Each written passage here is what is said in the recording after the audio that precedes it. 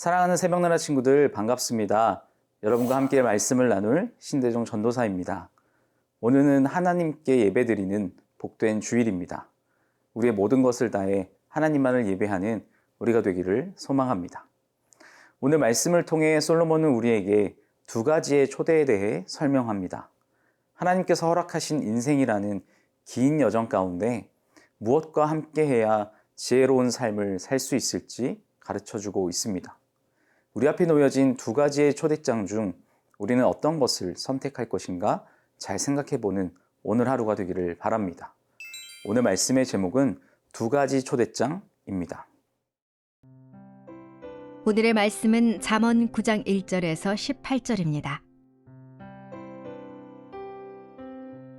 지혜가 그 집을 짓고 7 기둥을 깎아 만들고는 짐승을 죽여 고기를 마련하고 포도주를 잘 빚어 상을 차렸다.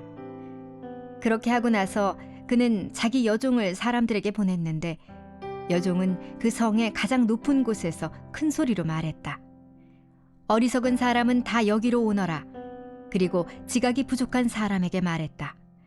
와서 내 음식을 먹고 내가 만든 포도주를 마셔라. 내 어리석음을 버려라. 그러면 살 것이다.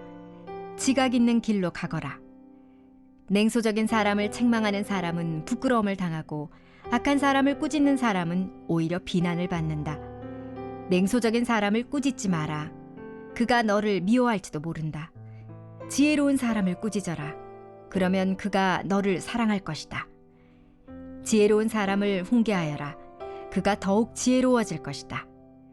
의로운 사람을 가르쳐라. 그가 배우는 게 많아질 것이다. 여호와를 경외하는 것이 지혜의 근본이요 거룩한 분을 아는 것이 슬기의 근본이다. 내 옆에 있으면 내가 사는 날이 많아질 것이요 내 수명이 몇 해 늘어날 것이다. 내가 지혜롭다면 그 지혜가 내게 유익할 것이요 내가 거만하다면 그 거만은 너를 해롭게 할 것이다. 어리석은 여자는 수다스럽고 지각이 없어 아무것도 모른다. 그녀가 자기 집 문 앞에 성의 가장 높은 곳에 자리 잡고 앉아 자기 길을 부지런히 가고 있는 사람들을 불러 어리석은 사람은 모두 이리로 오라 한다. 지각 없는 사람에게 그녀가 말한다. 훔친 물이 달고 몰래 먹는 음식이 맛있다. 그러나 그 지각 없는 사람은 죽음의 그늘이 그곳에 드리워져 있는 것을 모르고 그 여자를 찾아온 손님들이 지옥의 깊은 곳에 있는 것을 모른다. 솔로몬은 먼저 지혜라는 여인의 초대를 소개합니다. 우리 함께 본문 10절에서 12절 말씀을 보겠습니다. 여호와를 경외하는 것이 지혜의 근본이요 거룩한 분을 아는 것이 슬기의 근본이다. 내 옆에 있으면 내가 사는 날이 많아질 것이요 내 수명이 몇 해 늘어날 것이다. 내가 지혜롭다면 그 지혜가 내게 유익할 것이요 내가 거만하다면 그 거만은 너를 해롭게 할 것이다. 솔로몬은 사랑하는 아들을 향한 권면을 9장에서 마칩니다. 아들을 향한 권면을 마치면서 앞선 7장과 8장에서 언급했던 지혜, 음녀, 두 여인을 등장시키면서 두 가지의 초대에 대해 설명하고 있죠. 먼저 첫 번째가 바로 지혜라는 여인의 초대입니다. 지혜는 좋은 집과 진수성찬을 준비하고서 지혜 없는 자들을 불러 모으죠. 지혜 초대를 받은 자들은 지혜와 함께 먹고 마시면서 생명을 얻을 수 있습니다. 그런데 지혜는 여기에 한 가지 조건을 제시합니다. 그 조건은 바로 어리석음을 버리라는 것인데요. 지혜와 함께하기 위해서는 단호한 결단이 필요함을 설명합니다. 겸손한 자세로 자신의 모든 것을 내려놓고 지혜를 전적으로 따르는 결단이 필요한 것이죠. 그렇기 때문에 거만한 자는 결코 지혜와 함께할 수 없음도 알려주고 있습니다. 여호와를 경외하는 것이 지혜의 근본이라는 말씀이 10절에 나오는데 이는 하나님을 두려워하지 않는 자가 어찌 사람을 두려워하겠습니까? 그런 사람은 그 누구의 말도 듣지 않고 오직 자기 마음대로 결정하고 행동하는 사람일 것입니다. 하나님의 위대한 초대를 받았다면 거만의 옷을 벗고 겸손의 옷을 입어 지혜를 소유한 사람으로 살아가야 합니다. 사랑하는 새벽나라 친구 여러분, 지혜의 집에는 겸손한 사람만 들어갈 수 있습니다. 우리는 원래 지혜의 초대를 받을 자격이 없는 사람이었던 것을 기억하며 하나님의 위대한 초대를 받은 우리는 본래 당연한 게 하나도 없다는 사실을 잊지 않고 살아가기를 소망합니다.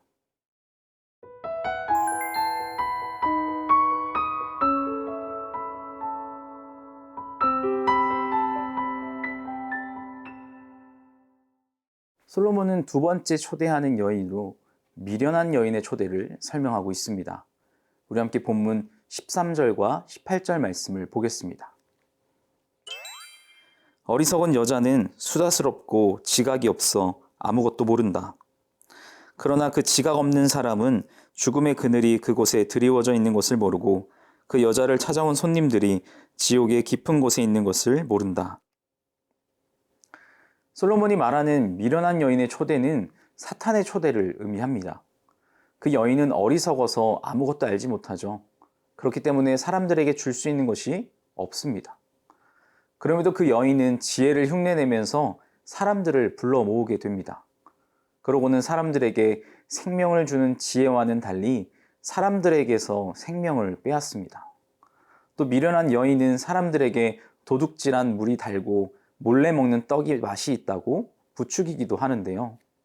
이는 다른 사람의 배우자와 은밀하게 간통을 즐긴다는 의미도 담고 있습니다. 미련한 여인의 초대장은 지옥으로 가는 프리패스 티켓이라고 생각할 수 있죠. 안타깝게도 이미 많은 사람이 이 미련한 여인의 초대를 받고 죽음의 종착역인 지옥으로 갔다라는 것입니다. 더 나아가 그곳에 있는지 알지도 못한다라는 것이죠.